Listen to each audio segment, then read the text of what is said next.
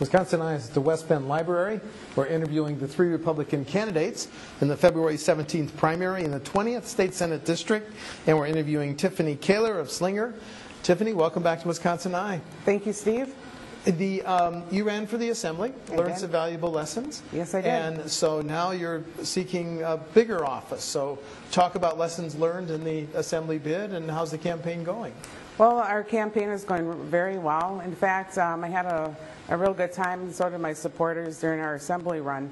What I found out was that I am a strong, viable candidate, and it doesn't take money to win the race. And my supporters and family said you should try again. People know you, you have a great message, and you really care about the people of the state of Wisconsin. So here I am. Well, the winner of the Republican primary is the next senator, because there's no Democrat on the April 7th ballot. So if you're elected, one of the first things you'd be voting on is Governor Walker's proposed budget. So let's talk about some provisions of that budget. First of all, the governor, as you know, would like to borrow $1.3 billion to pay for the state's future transportation programs. We're borrowing $991 million in the current budget. Your position on borrowing an additional $1.3 billion, Tiffany? Well, I oppose really borrowing. I grew up in a family we paid as we go, but I understand there's infrastructure issues right now and projects underway. We're redoing major interchanges throughout the state, and those need to be completed on time so people can get back to life. I would really like to take a hard look at the transportation budget and that whole department. I'm a strong supporter of calling for an audit because, you know, again, there's roundabouts, there's plans for highway expansions, and our local municipalities are struggling to fix roads.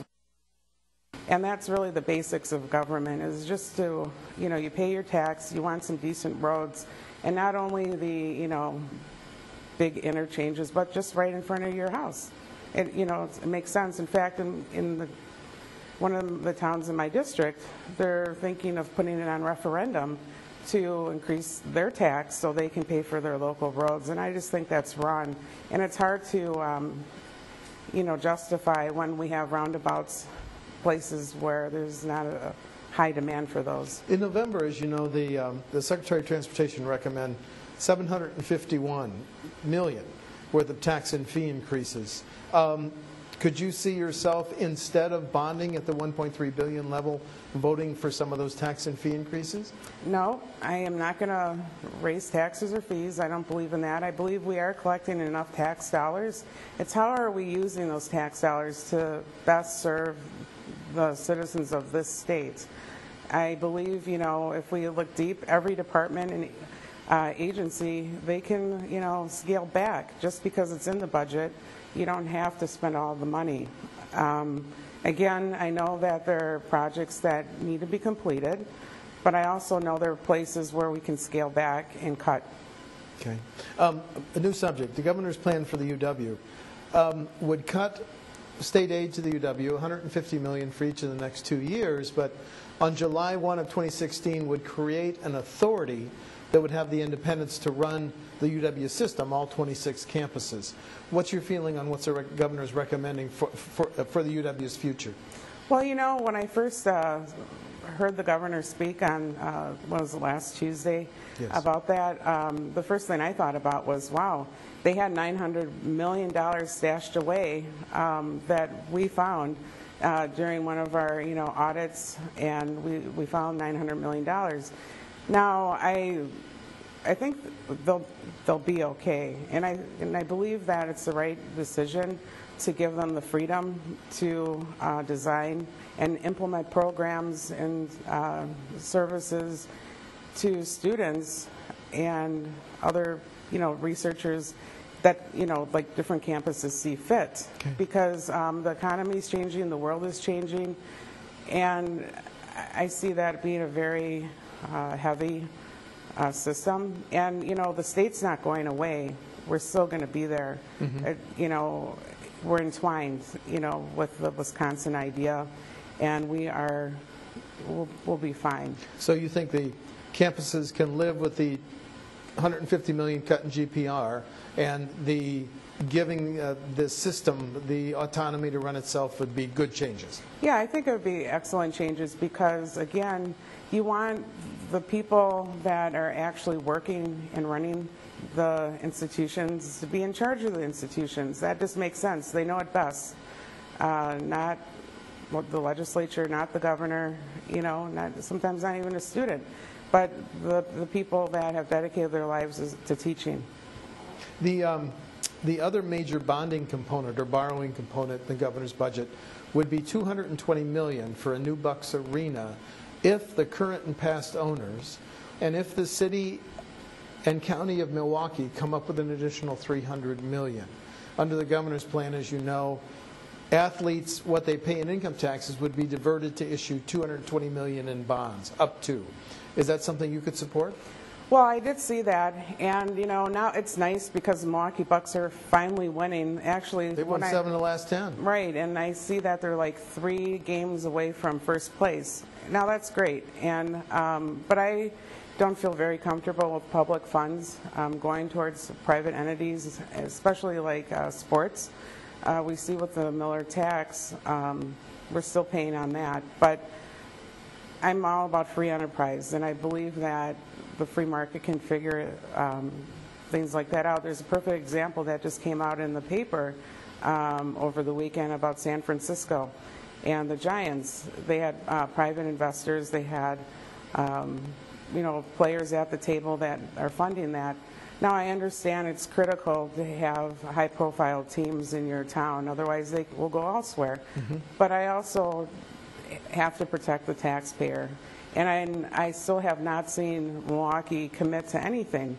Now, I've heard the mayor there say that he backs the governor's idea, right, but he hasn't said as of today publicly if they're willing to commit. Now, I do think the $220 million is a lot, and I would like to see more private funding. And I understand it's a loan, so they would pay it back over 46 years. But still, it's hard to justify to taxpayers when they're struggling. Are you saying that you couldn't vote for any public support for a new arena, or less than $220 million? Yeah, I would have to talk to my colleagues, listen more to constituents. But I think $220 million is a high price tag. So I would like to see that lower. Okay. And I think, if they definitely have more on their end, I could support something less than $220 million. Okay. One of your opponents, former Representative Dewey Strobel, has made a right-to-work law in Wisconsin one of his central tenets of his campaign. Could you support a right-to-work law? Oh, it's one of my central tenets of my campaign as well. Thank you. Most definitely, it's one of our basics of freedom is the freedom to assemble. We shouldn't be forced to assemble. And I think it's good for Wisconsin's economy because if you look at other states that have passed right-to-work legislation, it actually makes that state more competitive. And from what I have seen, and I don't, I wish I could quote it exactly, so I'm just going to give you a general, okay. But job growth goes up in states that have right to work. And money is returned to workers in the right to work states.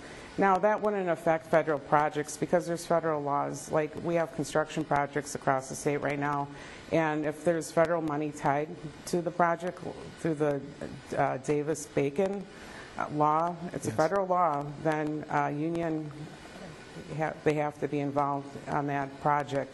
Now, I think the benefit is you have other businesses or smaller shops, they're able to come to the table and compete for a job and get rewarded based on who can do the best job at the lowest cost. And that's what we really need to do. We need to make sure Wisconsin's competitive and able to move the economy in a good direction. Traveling with the right to work issue is a movement to abolish the prevailing wage law. Your position on that? I support abolishing that prevailing wage because It's a false marker of what somebody should be paid. It really just kind of messes everything up, you know, just to speak in layman's terms. If we remove it, the market will work itself out and pay accordingly. And again, you know, places that don't have this prevailing wage are doing really well. The governor also wants, on the issue of school choice and vouchers, he'd like to remove the 1,000 student cap on outstate choice vouchers. Do you support the governor's proposal? I strongly support the governor's proposal on that. I think it's only fair that every parent in the state of Wisconsin, not only in Milwaukee and Racine, are able to make decisions on where they want to send their child. Now, public schools are great, and public schools, I graduated out of a public school. But, you know, there's some families that decide, you know, we want to send our child over here, and there's income limits. We have to remember that not everybody's going to be eligible. It's really designed to help low-income families that want to send their child to a private school or to a school that can best meet their family's needs. And also with special needs vouchers, that was a question that somebody asked me on the campaign trail. Sure. Do you support those? I do, because again, you know, there's schools that are designed to help students that have special needs, and a child can thrive around students like themselves, and there's teachers and tools to serve the child the best, and it makes sense.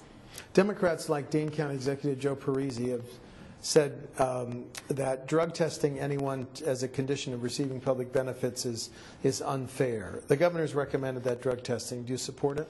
Well, as a military veteran, I received public benefits, government funding, you know, and we were drug tested. Now, as a senator, I would be more than happy to volunteer and also drug test because, again, I'm working for the people. Now, my only concern is how are we going to make it fair and implement it? I do know, coming out of the nonprofit sector and working there with people with drug addiction, we were having a very difficult time finding enough places that accepted insurance, or how do you pay for treatment? And right now, in Wisconsin, I do not believe we could facilitate appropriate treatment for everybody that is on drugs. And, you know, alcohol is a legal drug, and alcohol creates a lot of havoc. But that one person will pass a drug test versus somebody that may use other type of illegal drugs that are highly, you know, they function highly. But, and then if there's children involved, you know, it's a catch-22. I mean, I strongly support it because private sector require their employees, like I said, being in the military, we would get randomly tested, and it makes sense, and it's the right thing to do. But, you know, applying it, that's my concern. How would we make it fair and across the board so people don't think they're being singled out and we have more problems, you know, than the good it was supposed to create?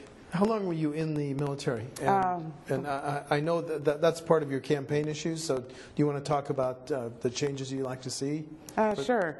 Yeah, I served 14 years in both the Army Reserve and the Wisconsin National Guard, primarily in the medical corps as a mental health specialist. I was also, for the first part of my service, I was in a locomotive unit. I was a dispatcher. They called us brains of the trains.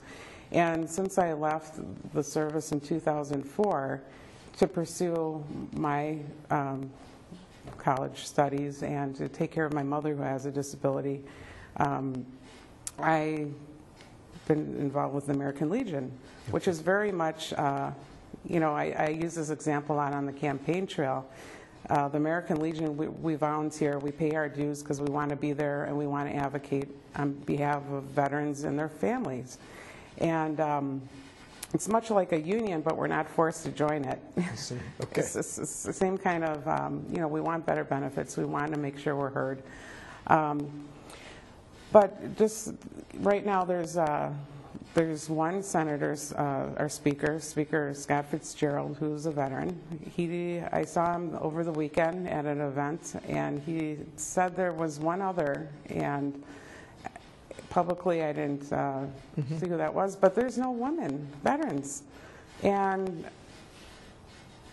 I mean, I want to advocate for our veterans and our families. I mean, what's going on in Tomaha at the VA, that's nothing new to us veterans. We know there's over-prescribing issues. We know there's issues even in our state-run retirement homes. And having a strong advocate at the table in Madison to advocate, I was just telling supporters too over the weekend, I will show up with a baseball cap on, jeans, and walk into a retirement home and just see how our veterans are being served and treated. But I will be the link between the federal level and the local level as in the state Senate. Okay. As you know, 1 in 5 Wisconsin residents get health care from the Medicaid program.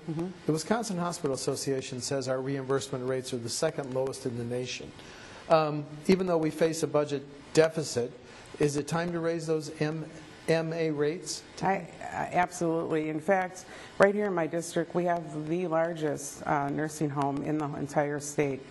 And I just took a tour last week, and I sat down with the administrative staff, and we were talking about reimbursement rates and the bed tax. In fact, I have a note right here because I'm happy, we're discussing that. But they pay an extra $175 per month just on a bed tax, whether there's a person utilizing that bed or not. That gets sent to the state. The state sends it on to the federal level. To attract the federal aid. Yep, to get the federal aid. But what comes back, in the past 4 years, they've received only 1.4% increase. But operating costs, as we all know, between health insurance, between training employees, just operating the building, keeping the heat on. And, last winter was pretty rough. Pretty brutal. Yeah, but they're making decisions, and they're scaling back more and more of their benefits to their employees, and they want to attract and retain a solid workforce, especially with that population. And another issue I was just really upset with when I heard about it was, this is a generation that built this country. And we have an obligation and a duty to take care of our elders. And when, their nurse or doctor says, you really need this kind of piece of medical equipment, but geez, I'm sorry, you can't have it because no one's going to pay for it. That's not fair. And we need to really be aggressive on helping our nursing homes, protecting our most vulnerable in this community, our seniors, people with disabilities, our veterans, our children, and it goes on and on and on. And that's why I got into this race, because I'm just an average person wanting to serve again, and I have a strong passion for the political system. I have relationships on both sides of the aisle, and I will listen to people. I'm not going to spend a ton of money trying to buy an election, and I'm not a career politician. I will serve and be a good role model. And this one other issue is the heroin epidemic. Right here in Washington County, it's almost like the capital of Wisconsin for heroin overdoses, and it's just an epidemic. Every day you can listen to the police scanner and hear our first responders responding to someone in crisis. And I know there was good legislation put forward last session for Narcan and the Good Samaritan laws. That means you can call if a friend of yours maybe has overdosed and you're too afraid because you're using. You're not going to get in trouble. Right. But there's more work to do. We have to push it a little further and educate about the dangers of heroin. And our attorney, Brad Schimmel, supports that HOPE initiative. It's heroin, opiate prevention, and education. We need to get on the front lines and educate our children and support those with addiction and help them get through that tough time in their life. Final question, Tiffany, do you want to highlight any differences between you and your two opponents on February 17th? Well, sure, Steve. I mean, it's pretty obvious. I'm the only woman in this race, and I will take a unique voice to Madison as a woman with conservative values. I am pro-life. I age out of the foster care system, so I connect well with the foster care families throughout this district and children. Our children really need to be protected in the system because I think all too often the bureaucrats in Madison think they know what's best for foster families and the children, and not a lot has changed since I aged out in the 80s.